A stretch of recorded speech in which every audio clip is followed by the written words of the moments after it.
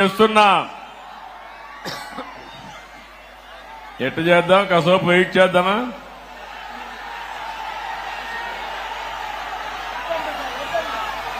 Continue చేద్దామా? 2 నిమిషాలు wait చేద్దామా? ఓకే.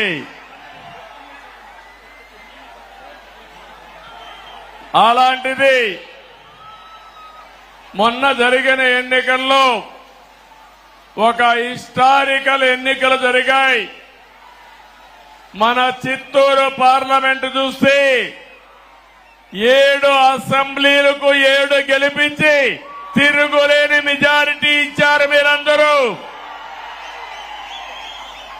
రాష్ట్రంలో 25 పార్లమెంట్లో 20 పార్లమెంట్లో 7కు 7 గెలిపించారంటే ఇది ఒక చరిత్ర. 25 పార్లమెంట్లకి 21 పార్లమెంట్లు గెలిపించారు. ఈరోజు మీరందరూ ఒకసారి ఆలోచిస్తే ఈ యొక్క వైఎస్ఆర్ కాంగ్రెస్ పార్టీ ఒక అరాచక పార్టీ. అలాంటి పార్టీని ఇంటికి పంపించడానికి తెలుగుదేశం, జనసేన, బీజేపీ జట్టు కట్టాం. 4 పార్టీలు కలిసి పోరాడాం. ఎన్డీఏలో భాగస్వాములయ్యాం. అందుకే ఈ ఎన్నిక ఒక హిస్టారికల్ ఎన్నిక అని చెప్పి కూడా నేను మీకు తెలియజేస్తున్నా. ఇంకో పక్క ఈ ఎన్నిక ద్వారా రాష్ట్ర ప్రజల యొక్క భవిష్యత్తుని తీరగా రాయబోతున్నామని మరొక్కసారి మీకు విజ్ఞప్తి చేస్తున్నాను. ఎప్పుడు కూడా నా రాజకీయానికి కుప్పం నియోజకవర్గం ఒక ప్రయోగశాల. ఇక్కడ మొట్టమొదటి ఒక కార్యక్రమాన్ని ప్రారంభించి ఆ రోజు సమైక్య ఆంధ్రప్రదేశ్ లో, తర్వాత నవ్య ఆంధ్రప్రదేశ్ లో అమలు చేశాం.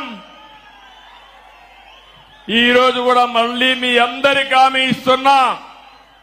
ఈసారి మీరు ఒక్కసారి ఆలోచిస్తే మనం ఎంపిక చేసిన ఎమ్మెల్యే అభ్యర్థులు చాలా బాగా చదువుకున్న అభ్యర్థులను పెట్టాం. యువతను తీసుకొచ్చాం. బడుగు బలహీన వర్గాలు తీసుకొచ్చాం. మహిళలకు ప్రాధాన్యత ఇచ్చాం. నిన్న కూడా మీరు చూస్తే నేను కేబినెట్ లో 17 మంది కొత్త వాళ్ళని మొదటిసారిగా మినిస్టర్లు చేసుకున్నాం.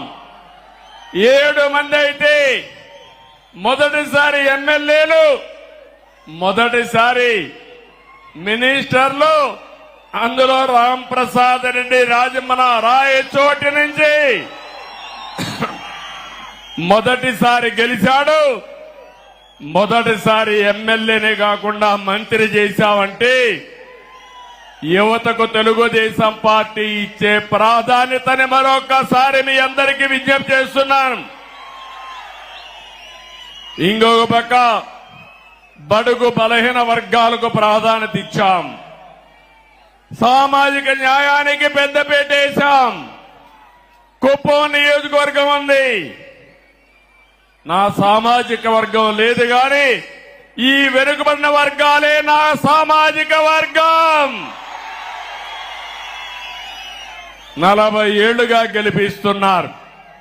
అందుకే రాష్ట్రంలో 8 మంది కేబినెట్ మంత్రులుగా బీసీలను పెట్టాం. ఇది ఒక చరిత్ర. 24 మందికి 8 మంది బీసీలు ఉండడం చరిత్ర అని చెప్పి కూడా నేను మీకు తెలియజేస్తున్నా. ఈరోజు 4వసారి నేను ముఖ్యమంత్రిగా ప్రమాణ స్వీకారం చేశాను. ప్రమాణ స్వీకారం చేస్తానే పోలవరం పోయాను, అమరావతికి వెళ్లాను, అసెంబ్లీ సమావేశాలు పెట్టుకున్నాం, కేబినెట్ సమావేశం పెట్టుకున్నాం. తర్వాత నాకు ప్రత్యక్ష దేవుళ్ళైన కుప్పం దేవుళ్ళని కలవడానికి ఇక్కడికి వచ్చాను. ఇక్కడి నుంచి ప్రజాక్షేత్రానికి వెళతాను.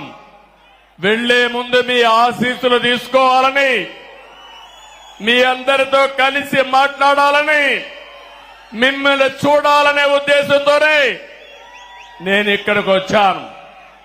నేను ఈరోజు ఒకే ఒక విషయం మీ అందరికీ విజ్ఞప్తి చేస్తున్నాను.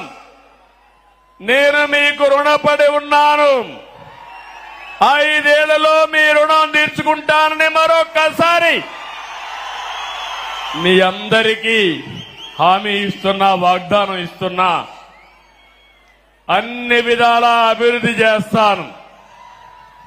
భగవంతుడు నాకు ఎంత శక్తి ఇస్తే అంత శక్తిని ఉపయోగించి కుప్పాన్ని అగ్రస్థానంలో పెట్టడానికి ప్రయత్నం చేస్తాను.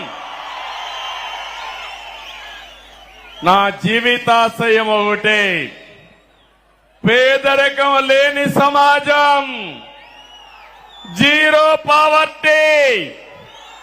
ఎక్కడ పేదవాడు ఉంటే అక్కడ ఉంటా, మీకు అండగా ఉంటానని మీ అందరికీ హామీ ఇస్తున్నా.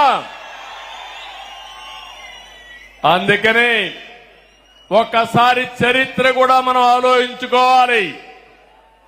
1989లో మొట్టమొదటిసారిగా ఎమ్మెల్యేగా పోటీ చేశారు. ఇక్కడి నుంచి ఇప్పుడే పెద్దలున్నారు, పిల్లలకు తెలియకపోవచ్చు చరిత్ర. నేను ఆ రోజు కుప్పానికి వస్తే నేరుగా పలమనేరు నుంచి ఒకే రోడ్డు కుప్పానికి, అది కూడా సింగిల్ రోడ్డు. టెలిఫోన్లు లేవు, కాలేజీలు లేవు. అందుకే ఆలోచించా, చిత్తూరు జిల్లాలో ఒక వెనుకబడిన ప్రాంతం కోసం నేను పని చేయాలని కుప్పం నియోజకవర్గాన్ని ఎంపిక చేసుకున్నానని చెప్పి నేను మీకు తెలియజేస్తున్నా. 89, 94 మన గవర్నమెంట్ రాలేదు, అపోజిషన్ లో ఉన్నాం, పోరాటాలు చేశాం. 94 నుంచి 2004 వరకు మన ప్రభుత్వం వచ్చింది, అభివృద్ధి చేశాం. ఇప్పుడుండే అభివృద్ధి మీరు ఏ ఊరికి పోయినా, సిమెంట్ రోడ్డు అడిగినా, ఊర్లో వీధి దీపాలు అడిగినా, కాలేజీలను అడిగినా, ఏ అభివృద్ధిని అడిగినా దాన్ని ఎవరు చేశారంటే తెలుగుదేశం అని చెప్పే పరిస్థితిలో ఉంది. మీ ఎమ్మెల్యేగా నేనే చేశానని మీ అందరికీ సగర్వంగా విజ్ఞప్తి చేస్తున్నా. మళ్లీ 2004 నుంచి 14 వరకు అపోజిషన్ లో ఉన్నాం, మళ్లీ పోరాటాలే. 14 నుంచి 19 వరకు మళ్ళా అధికారంలో ఉన్నాం, అభివృద్ధిని పరిగెత్తించాం. నా జీవితంలో ఎప్పుడూ చూడలేదు 1924. అది ఒక పీడ కళ, అవునా కాదా తమ్ముళ్ళు అని అడుగుతున్నా. ఏమమ్మా ఆడబిడ్డలు, అవునా కాదా అని అడుగుతున్నా.